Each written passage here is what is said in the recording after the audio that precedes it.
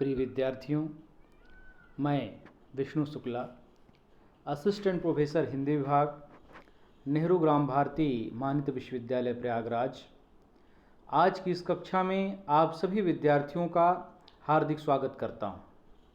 प्रिय विद्यार्थियों, पिछली कक्षा में मैंने लोक साहित्य का परिचय देते हुए लोक साहित्य के वर्गीकरण पर चर्चा की थी।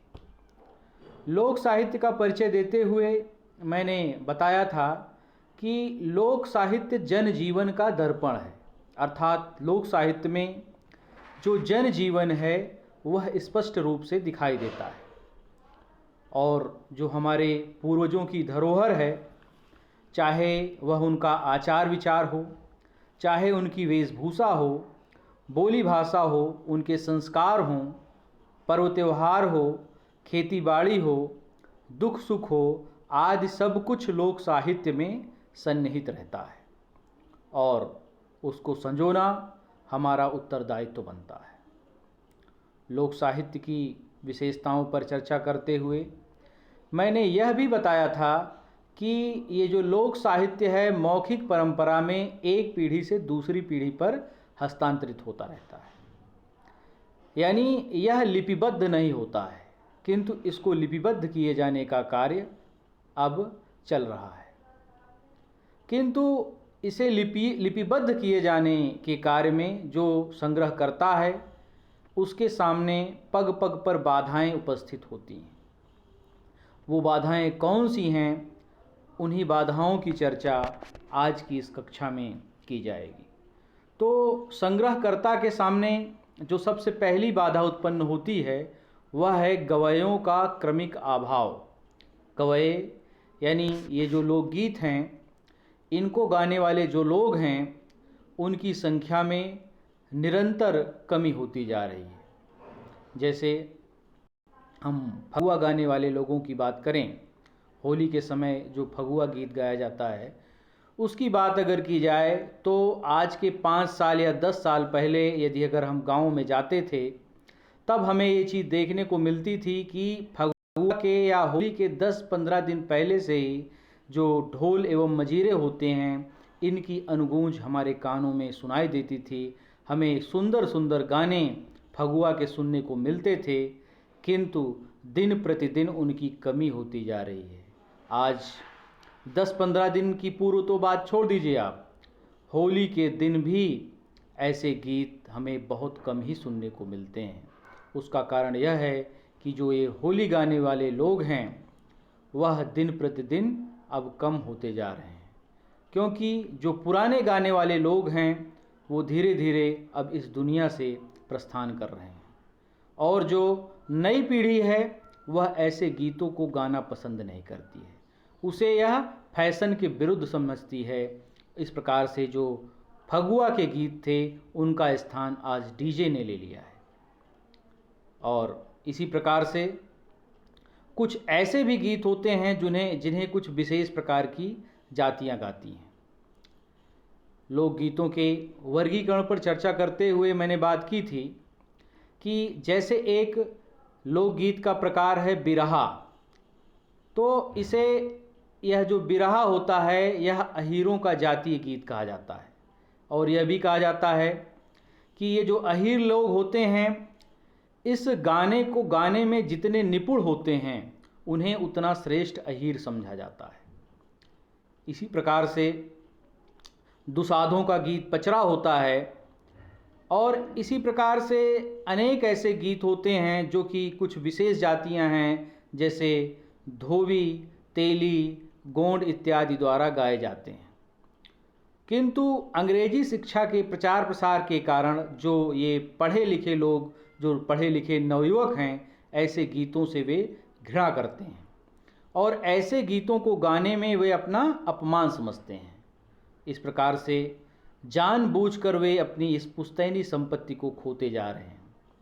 ऐसी दिशा में लोकगीतों के संरक्षण की आशा करना एक दुराशा मात्र है और जिन लोगों ने ऐसे गीतों की रक्षा की है वो लोग केवल बूढ़े बुजुर्ग लोग हैं जो ऐसे गीत को आज भी संरक्षित करके रखे हैं। किंतु दिन प्रतिदिन वह इस देश दुनिया को छोड़ करके जा रहे हैं और उनका निरंतर अभाव होता जा रहा है। इस प्रकार से गवयों का यह क्रमिक अभाव संग्रहकर्ता के सामने एक बाधा के रूप में उत्पन्न हो रहा है। लोक साहित्य के संग्रहकर्ता के सामने जो दूसरी बाधा उत्पन्न होती है वह है पर्दे की प्रथा। पर्दे की प्रथा के कारण भी इस कार्य में बहुत बड़ी बाधा उपस्थित होती है, क्योंकि आज भी हमारे समाज में ये जो पर्दे की प्रथा है बड़ी कठोर प्रथा है, जिसके कारण जो हमारे घर की बहुएं हैं वो किसी पराये पुरुष के सामने आकर के गाना नहीं चाहती। यहाँ तक कि जो बुजुर्ग स्त्रियाँ हैं वह भी पर्दे का व्यवहार करती हैं, वह भी किसी पराये मर्द के सामने आकर के गीतों को गाना नहीं चाहती। ऐसी दशा में जो गीत संग्रह के प्रेमी हैं उनके सामने एक बहुत बड़ी बाधा उपस्थित होती है। कहा जाता है कि हिंदी के एक कवि मन्नन द्विवेदी जी थे। वे लोकगीतों के बड़े प्रेमी थे। जातों का एक गीत होता है जतसार, जिसकी चर्चा मैंने लोकगीतों के वर्गीकरण को पढ़ाते वक्त की थी कि जतसार क्या होता है। यह जात को चलाते वक्त गाया जाता है। जब महिलाएं जात चलाती थी तब इन गीतों को गाया करती थी। जात चलाने का तात्पर्य है पहले जो गेहूँ पीसा जाता था वह जात में पीसा जाता था, जो दाल दरी जाती थी वह जो है जातों के द्वारा दरी जाती थी। तो ऐसे गीतों को गाते वक्त जो है महिलाएं जो है ऐसे कार्य को करते वक्त महिलाएं ऐसे गीतों को गाया करती थी, जिसे जतसार कहा जाता है। तो जो द्विवेदी जी थे, मन्नन द्विवेदी जी, वे ऐसे गीतों को संग्रह करना चाहते थे, किंतु पर्दे की प्रथा के कारण कोई भी स्त्री उनके सामने आकर के यह गीत को गाना नहीं चाहती थी, जिसे ऐसे गीत को लिपिबद्ध करने में द्विवेदी जी के सामने बहुत बड़ी कठिनाई उत्पन्न हुई। तो ऐसा भी कहा जाता है कि इस गीत को संग्रह करने के लिए जो द्विवेदी जी थे वो जो है वो घर के पिछवाड़े, जो पिछवाड़ा होता है घर के पीछे का भाग, उसके पीछे खड़ा होकर के गीतों को लिखा करते थे। इस प्रकार से किस तरह से गीत संग्रह के मार्ग में बाधा उत्पन्न होती है हम सभी लोग समझ सकते हैं। और जो आज की पढ़ी लिखी लड़कियां हैं वो तो ऐसे लोक गीतों को उपेक्षा की दृष्टि से देखने लगी हैं। वे इन गीतों को गाना फैशन के विरुद्ध समझने लगी हैं और संस्कार संबंधी जो ये गीत होते हैं, चूँकि स्त्रियों के कलखंड में ही निवास करते हैं, अतः शिक्षित युवतियाँ जो हैं उनसे इन गीतों को गवाकर लिखना अत्यंत कठिन कार्य हो गया है। लोक साहित्य के लिपिबद्ध किए जाने के मार्ग में जो अगली बाधा है वह है गवैयों का सर्वदा गाने के लिए तैयार ना होना। गवैये, मैंने बताया कि जो ऐसे गीतों को गाने वाले लोग हैं वो हमेशा जो है गीतों को गाने के लिए तैयार नहीं होते हैं, और यह लोकगीतों के संग्रहकर्ता के सामने एक बड़ी कठिनाई के रूप में उपस्थित होती है, क्योंकि जब उनके मन में उमंग आती है तभी वे गीतों को गाते हैं और वे ऋतु के अनुकूल ही गीतों को गाना पसंद करते हैं। जैसे फागुन के दिनों में ही वो फगुआ को गाना पसंद करते हैं, आषाढ़ में वे आल्हा को गाना पसंद करते हैं, और सावन में ही वो कजली को गाना पसंद करते हैं, तथा चैत में ही वे चैता को गाना पसंद करते हैं। और यदि आग्रह करके उन्हें हम गाने को गाने के लिए मनाते भी हैं तो उनका हृदय उस गीत में नहीं होगा, उनका मन नहीं रमेगा। अतः संग्रहकर्ता के सामने ऐसे गीत को लिपिबद्ध करने के लिए उस ऋतु या उस समय की प्रतीक्षा करनी पड़ती है। एक दूसरी कठिनाई और भी है जो संग्रहकर्ता के मार्ग में आती है, वह यह है कि कुछ ऐसे गीत भी होते हैं जो कि किसी विशेष कार्य को करते समय ही गाए जाते हैं। जैसे मैंने पहले भी चर्चा की है कि रोपनी एक गीत होता है जो कि धान को रोपते या लगाते वक्त गाया जाता है। इसी प्रकार सोहनी एक गीत होता है जो कि धान के निराते वक्त गाया जाता है। तो ऐसे गीत तभी जो है गाए जाते हैं जब वह कार्य किया जाता है। इस प्रकार से संग्रहकर्ता के सामने एक बड़ी समस्या जो है उपस्थित होती थी, वह ऐसे गानों को लिपिबद्ध करने के लिए खेत की मेड़ों पर बैठ करके जो है ऐसे गानों को लिपिबद्ध करते थे। और क्योंकि जो गाने वाली जो महिलाएं होती थी, जो स्त्रियां होती थी, ऐसे गाने को जो है घर में गाने के लिए तैयार नहीं होती थी, इसलिए जो लोकगीत की संग्रह करता हैं उन्हें खेतों के मेड़ों पर बैठ कर के ही ऐसे गीतों को लिपिबद्ध करना पड़ता था।